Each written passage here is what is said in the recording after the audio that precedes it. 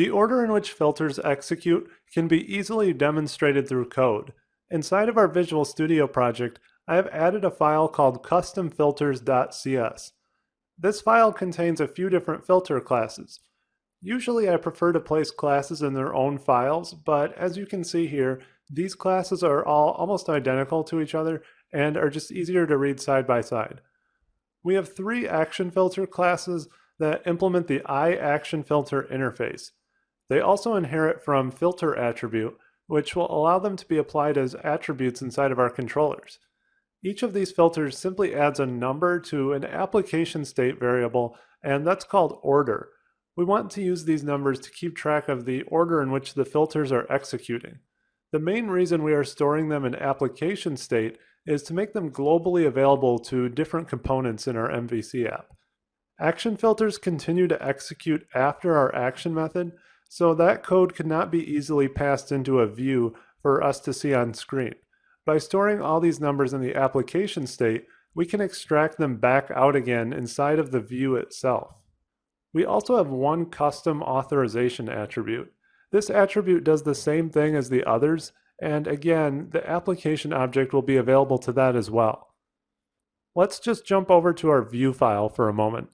I have added a couple lines in here that just grab our order variable from the application state and then just print out its contents. I'm using the html.raw MVC helper so that the break tags we added to our variable render out as HTML rather than just encoded markup, which the Razor view engine will do by default. Now if we switch over to our controller class, we can begin applying these attributes. Let's just assign them to our index method and let's put them in the order we want them to fire. So I'll just add action filter 1 first, and then I'll add action filter 2 below that, and finally we'll just add in action filter 3. And after all these are in place, let's also just add our authorize attribute below them. So let's go ahead and run our solution and see what happens. So interestingly, our authorization attribute has actually run first. This makes sense based on the concepts that we discussed in the slides. Authorization filters are always run before action filters. However, if we look at the action filters, they have not necessarily executed in the order that we specified. Let's go back into Visual Studio and fix this. So on each of our filters, we can use an additional order parameter to specify their execution. I'll order these the same as we wanted before. So once again, I'll just set them as order equals 1, and then order equals 2, and finally 3. If we run the application again, we should get the results that we wanted. As you can see, the MVC framework honored our intentions and executed them in order. The authorization filter still ran first, of course, because the order parameter only applies to filters within a given type. Also notice how our filter order reverses halfway through, which is the point at which the onActionExecuted methods are run, just like we discussed. Now there's one last concept we want to discuss. In the slides we talked about how there are different scopes of filters, specifically action method, controller, and global scopes. Well, in what order will our action filters execute if we distribute them across these different scopes? If we revisit Visual Studio, we can find out. Inside our controller, let's remove our second action filter.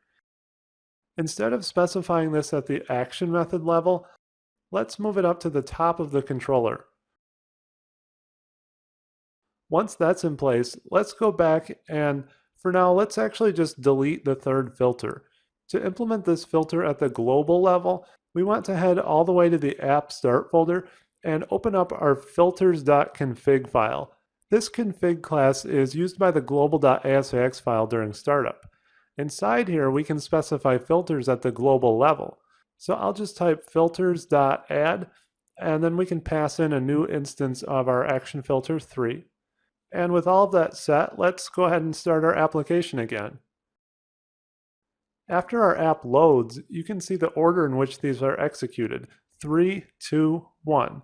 This is because filters fire in order from the most global level down to the most specific.